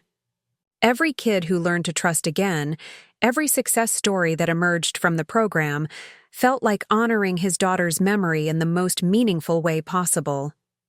Speaking of the program, Sarah joined the conversation. I have news. The state approved our expansion proposal. We'll be able to add 10 more beds next year, plus a full-time counselor and a certified teacher for kids who need to finish their high school credentials. Jake felt the familiar surge of excitement that came with new possibilities. The ranch that had once represented failure and loss was now a symbol of hope and renewal, not just for him, but for dozens of kids who needed proof that their lives could change. As the afternoon wound down and families began to disperse, Jake walked with Lily toward the parking lot where Pastor Kim was loading graduation gifts into his car. Nervous about Colorado? Jake asked. Terrified, Lily admitted with a laugh.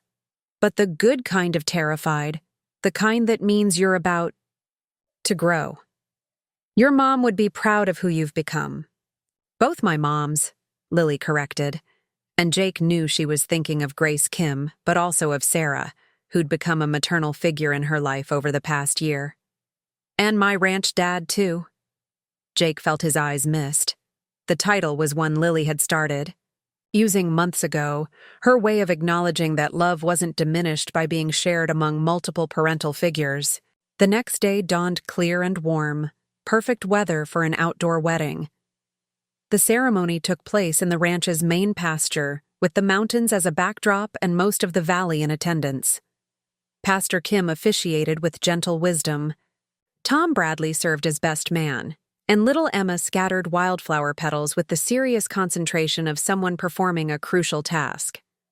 When Jake and Sarah exchanged vows they'd written themselves, Jake spoke about learning to love without possessing, about the difference between protecting and controlling, about building a family based on choice rather than obligation. Sarah talked about finding someone whose values matched her own, about creating a home where damaged souls could heal, about the courage required to keep opening your heart even after it had been broken.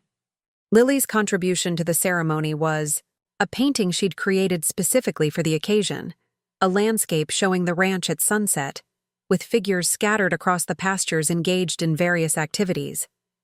Jake recognized himself teaching a teenager to rope cattle, Sarah mediating a discussion between two boys near the barn, Pastor Kim working in the garden he'd established behind the house. It was titled Chosen Family, and it captured perfectly the community they'd all helped create. As summer progressed and Lily's departure for Colorado approached, Jake found himself surprisingly at peace with her leaving.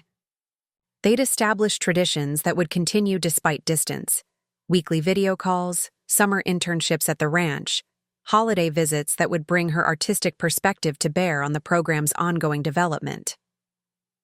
The night before she left, Lily sat with Jake on the front porch, watching the sunset paint the valley in shades of gold and purple. In her hands was a new sketch pad, its pages empty and full of possibility. "I have something for you," she said, pulling out a folded piece of paper. It was a drawing of Jake and Emma, based on a photograph but infused with Lily's artistic interpretation. of their relationship.